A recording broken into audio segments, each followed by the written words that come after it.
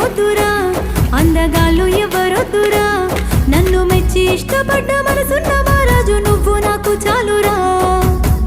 నువ్వు కాదంటేనే నేను చచ్చిపోతా.